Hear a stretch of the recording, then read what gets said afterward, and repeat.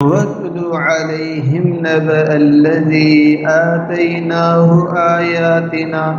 اور آپ سنائیے ان کو اس شخص کا واقعہ بھی، آپ سنائیے اس کو اس شخص کا واقعہ بھی، آتَيْنَاهُ آيَاتِنَا، جس کو ہم نے اپنی آیات کا علم دیا، فَانْسَلَخَ مِنْهَا، وہ اس سے نکل پڑا، وہ اس سے نکل پڑا، فَأَتْبَعَهُ الشَّيْطَانُ، اس کے پیچھے لگ گیا شیطان، فَكَانَ مِنَ الْغَاوِينَ، پس وہ گمراہوں میں سے ہو گیا، وَلَوْ شِئْنَا لَرَفَعْنَاهُ بِهَا، اور اگر ہم چاہتے اس کو بلند مرتبہ عطا کرتے اس کے ذریعے، وَلَكِنَّهُ أَخْلَدَ إِلَى الْأَرْضِ،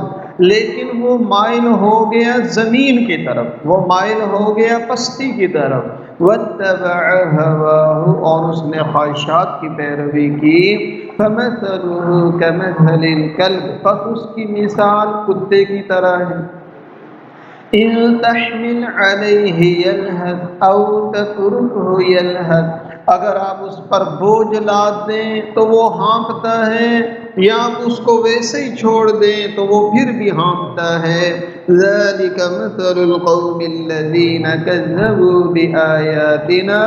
یہ مثال ہے اس قوم کی جنہوں نے ہماری آیتوں کو جھٹلایا، فَاقْصُصِ الْقَصَصَ، آپ بیان فرمائیے یہ واقعات، لَعَلَّهُمْ يَتَفَكَّرُونَ، تاکہ یہ غور و فکر کریں، سَاءَ مَثَلًا الْقَوْمُ الَّذِينَ كَذَّبُوا بِآيَاتِنَا،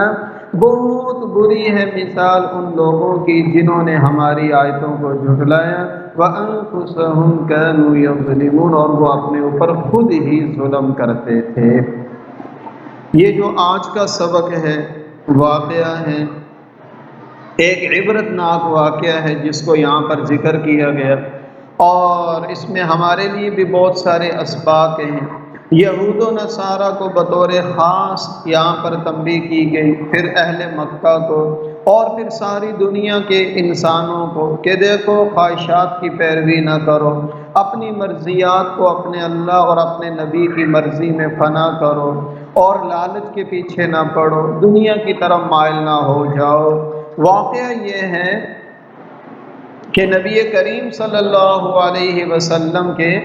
دنیا میں تشریف لانے کے بعد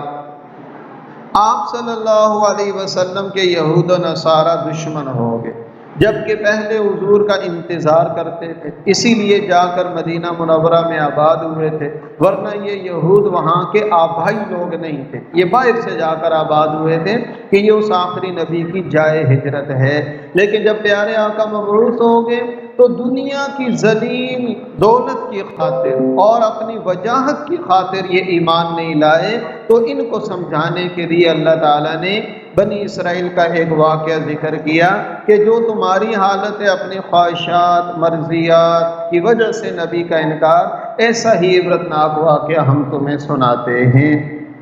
چنانچہ واقعہ یہ ہے کہ بنی اسرائیل کے ایک بڑے عالم بھی تھے، بہت ہی بڑے عالم، اتنا کہ ان کے علم کی گواہی گویا خود اللہ دے رہے ہیں۔ اللہ تعالیٰ فرما رہے ہیں وَاتْلُ عَلَيْهِمْ نَبَأَ الَّذِي آتَيْنَاهُ آيَاتِنَا، جس کو ہم نے اپنی آیات کا علم دیا تھا، گویا ان کے علم کی گواہی دے دی، اور لیکن عروج کے بعد وہ تنزل میں کیسے شکار ہو گیا۔ تو آئمہ تفسیر فرماتے ہیں، حضرت عبداللہ ابن عباس رضی اللہ عنہ کی روایت ہے کہ ایک شخص تھا بلعم بن باعورہ اس کا نام تھا، یہ ملک شام میں بیت المقدس کے قریب کنعان کا رہنے والا تھا، بلعم بن باعورہ اس کا نام تھا، شام کے ملک میں بیت المقدس کے قریب کنعان کا رہنے والا تھا۔ اللہ تعالیٰ کی بعض کتابوں کا علم اس کو حاصل تھا، اور ایک روایت میں یہ بنی اسرائیل میں سے تھا، ایک روایت میں قرآن پاک میں جو اس کی صفت ذکر کی گئی ہے الذی آتیناہ آیاتنا، یہ اس کے علم کی طرف گویا اللہ نے اشارہ فرمایا۔ جب فرعون غرق ہو گیا اور فتح مصر کے بعد یعنی فرعون غرق ہو گیا تو مصر آزاد ہو گیا، موسیٰ علیہ السلام اور بنی اسرائیل کی قوم جبارین سے جہاد کرنے کا ان کو حکم ملا۔ جبارین قوم عمالقہ جن کا شام پر قبضہ تھا، موسیٰ علیہ السلام اپنے لشکر لے کر ان لوگوں کی طرف گئے جو جبارین تھے، ان کے مقابل قوم فرعون کا غرق اور غارت ہونا ان کو پہلے سے معلوم تھا۔ تو اس قوم جبارین کو، ملک شام والے قوم عمالقہ کو یہ فکر ہوئی کہ ہم تو موسیٰ علیہ السلام کا راستہ نہیں روک سکتے، اب یہ بھی فرعون غرق ہوا ہے۔ یہ سارے مل کر بلعم بن بعورہ کے پاس آئے اور کہا کہ موسیٰ علیہ السلام سخت آدمی ہیں، ان کے ساتھ بہت سارا لشکر بھی ہے، وہ اس لیے آئے کہ ہم کو ہمارے ملک سے نکال دیں، آپ اللہ تعالیٰ سے یہ دعا کریں کہ ان کو ہمارے مقابلے سے واپس کر دیں۔ اور اس کی وجہ یہ تھی کہ بلعم بن بعورہ کو اس میں اعظم معلوم تھا، وہ جو دعا کرتا تھا قبول ہوتی تھی، مستجاب الدعوات بھی تھا۔ بلعم نے کہا افسوس، تم کیسی بات کہتے ہو، وہ اللہ کے نبی ہیں، ان کے ساتھ اللہ کے فرشتے ہیں، میں ان کے خلاف بد دعا کیسے کر سکتا ہوں، حالانکہ ان کا جو مقام اللہ کے نزدیک ہے وہ میں جانتا ہوں، میرا تو دین اور دنیا دونوں تباہ ہو جائیں گے۔ ان لوگوں نے بے حد اصرار کیا اس پر۔ بلعم نے کہا اچھا، میں اپنے رب سے اس معاملے میں استخارہ کرتا ہوں، معلوم کرتا ہوں۔ بہرحال اس نے اپنے معمول کے مطابق کوئی بھی عمل کیا، اس کو خواب کے ذریعے بتایا گیا کہ ایسا ہرگز نہ کرے۔ قوم والے پھر بھی باز نہ آئے، انہوں نے بہت بھاری ہدیہ پیش کیا اور رشوت پیش کی، اور بعض روایات میں اس کی بیوی نے مشورہ دیا کہ یہ رشوت آپ قبول کر لیں اور ان کا کام کر دیں، بہت ہی بھاری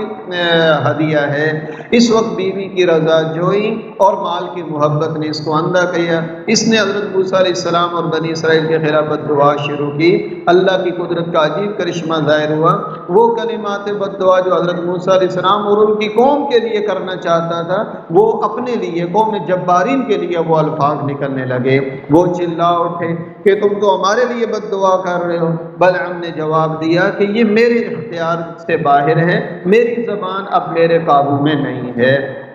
نتیجہ یہ ہوا اس قوم پر بھی تباہی نازل ہوئی۔ بلعم کو یہ سزا ملی کہ اس کی زبان لٹک کر سینے تک آ گئی۔ اس نے کہا میری تو دنیا اور آخرت تباہ ہو گئی، اب تو میری بات نہیں چلے گی، میں تمہیں ایک چال بتاتا ہوں، تم اس پر عمل کر لو تو تم غالب آ جاؤ گے۔ وہ چال یہ ہے کہ تم حسین لڑکیوں کو مزین کر کے بنی اسرائیل کے لشکر میں بھیج دو اور ان کو بولو کہ کسی قسم کی رکاوٹ نہ کریں، یہ لوگ مسافر ہیں، گھروں سے نکلے ہوئے ہیں، اگر ایک بندہ بھی گناہ کی طرف مائل ہوگا تو اللہ کی مدد اور نصرت ان سے ہٹ جائے گی۔ انہوں نے اسی چال پر عمل کیا۔ قوم بنی اسرائیل کا ایک سردار اس میں ملوث ہو گیا۔ اللہ تبارک و ان لوگوں نے اس کو عبرت کے نشان کے طور پر قتل بھی کر دیا، لیکن اللہ نے اس کے نتیجے میں طاعون کا مرض ان میں پھیلا دیا، ایک دن میں 70,000 بنی اسرائیل کے لوگ مر گئے۔ آپ اندازہ لگائیے یہ فعل اللہ کے ہاں کتنا ناپسندیدہ ہے کہ نبی کی موجودگی میں ہوا، اور اللہ کی مدد کتنی ہوتی ہے اپنے نبیوں کے ساتھ، پھر بھی یہ حال ہے۔ اور جس قوم میں یہ بیماریاں عام ہو چکی ہوں تو اللہ کی مدد و نصرت کیسے آئے گی؟ اسی کو اللہ تبارک و تعالی نے ارشاد فرمایا کہ دیکھو خواہشات نفس کی پیروی بہت بری چیز ہے، دنیا کی لالچ اور رشوت بہت بری چیز ہے، اور اس سے انسان بڑی گمراہی میں چلا جاتا ہے۔ آپ ان کو سنائیے اس شخص کا واقعہ جس کو ہم نے اپنی آیات کا علم دیا تھا، فانسلخ منها، وہ اس کو چھوڑ نکلا، وہ اس سے باہر نکل گیا اور شیطان اس کے پیچھے لگ گیا اور وہ گمراہوں میں سے ہو گیا۔ اور ہم چاہتے تو اس کو بلند مرتبہ دیتے، لیکن چونکہ یہ دنیا کی طرف مائل ہو گیا تو اور خواہشات کی پیروی کرنے لگا، لہذا یہ بلند مرتبے سے نیچے کی طرف آ گیا، پستی کی طرف آ گیا۔ اور اس لیے فرماتے ہیں قناعت بڑی چیز ہے۔ اللہ تعالیٰ نے جو ہماری قسمت میں حلال طیب لکھ دیا بس وہ ہمارے لیے کافی اور شافی ہے، ہم اس پر رضا برقضا کر لیں۔ رشوت لینا یا ناجائز کاموں کے لیے کسی کا تحفہ قبول کرنا یہ انسان کو خطرے میں ڈال دیتا ہے۔ پھر انسان ابھی اس کا علم کتنا تھا، لیکن اللہ فرماتے ہیں اب اس کی مثال کتے کی طرح ہوگی، اگر اس پر کوئی چیز لاد دو پھر تو ہانپتا ہی ہانپتا ہے، لیکن اگر کوئی چیز نہ بھی لا دو تو وہ پھر بھی ہانپتا ہے۔ اور یہ صرف کتے کی تاثیر ہے، باقی جتنے جانور ہوتے ہیں وہ اپنی سانس کی آمد و رفت کے لیے اگر تھکاوٹ نہ ہو تو وہ اپنی زبان کو لٹکاتے نہیں، لیکن کتا ایک ایسی چیز ہے جس کی زبان باہر لٹکی رہتی ہے سانس لینے کے لیے۔ تو اللہ تبارک و تعالیٰ فرماتے ہیں کہ دیکھو یہ کتنا پستی میں چلا گیا۔ یہی مثال ہے اس قوم کی جنہوں نے ہماری آیتوں کو جھٹلایا۔ آپ ان کے سامنے یہ واقعہ بیان کیجئے تاکہ یہ اس میں غور و فکر کریں۔ عبداللہ ابن عباس فرماتے ہیں کہ مراد اس سے اہل مکہ ہیں، جو پہلے تو یہ تمنا کرتے تھے کاش ہمارے پاس کوئی ہادی آ جائے، کوئی رہبر رہنما آ جائے، ہم اور امتوں سے بڑھ کر ہدایت پر چلیں گے۔ لیکن جب وہ نبی تشریف لے آئے، اب ان کی دشمنی اور مخالفت اپنی خواہشات اور اپنی ظاہری وجہات کی وجہ سے ہو گئی، تو ان کو بھی یہ عبرت کے لیے واقعہ سنایا گیا اور بنی اسرائیل کو بھی۔ اور اللہ فرماتے ہیں آپ یہ واقعات سنائیے تاکہ یہ غور و فکر کریں۔ اس سے ایک تو یہ عبرت ہمیں حاصل ہوئی کہ کسی شخص کو، مرد کو، عورت کو، اپنے علم پر، فضل پر، زہد پر، عبادت پر ناز نہیں کرنا چاہیے۔ حالات بدلتے اور بگڑتے دیر نہیں لگتی ہے۔ بلعام بن بعورہ کا حشر، طاعت و عبادت کے ساتھ اس پر اللہ کا شکر اور استقامت کی دعا کرنی چاہیے اور اللہ تعالیٰ پر توکل کرنا چاہیے، ورنہ دیکھیے اس شخص کا کیا انجام ہوا، کتنا عبرتناک اس کا انجام ہوا۔ تو اپنے علم، فضل، کسی بھی عمل پر نازا نہیں ہونا چاہیے۔ دوسری بات یہ ہے کہ کبھی ایسے مقدمات آ جاتے ہیں کہ انسان کو بھاری لالچ دی جاتی ہے، اور یا بیوی بچوں کی محبت کبھی انسان کو ناجائز کاموں کی طرف آمادہ کرتی ہے، تو اس موقع پر بھی خود کو بچانا چاہیے۔ اور تیسری بات یہ ہے مفسد اور گمراہ لوگوں کے ہدیے اور دعوت، خاص کر کے جب پتہ ہو کہ بعد میں یہ کسی کام پہ مجبور کریں گے، تو کبھی بھی وصول نہیں کرنا چاہیے، بچتے رہنا چاہیے۔ چوتھا یہ کہ بے حیائی اور حرام کاری یہ پوری قوم کے لیے تباہی کا باعث ہے، اللہ کے عذاب کو یہ چیز دعوت دیتی ہے۔ اور پانچویں بات یہ ہے کہ اللہ کی آیات کی خلاف ورزی یہ خود ایک عذاب ہے، اس کی وجہ سے شیطان انسان پر غالب آ جاتا ہے، اور ظاہر بات ہے جس بندے پر شیطان غالب آ گیا ہو تو شیطان اس کو اپنی مرضی سے حرام اور ناجائز کاموں میں اور جس برائی میں چاہے مبتلا کر دیتا ہے۔ اللہ تعالی ہم سب کو عبرت حاصل کرنے کی توفیق عطا فرمائے، اور اللہ تعالی ہمیں حسن خاتمہ اور خاتمہ بالایمان کی دولت نصیب فرمائے۔ وصلی اللہ علی النبی الأمی الکریم۔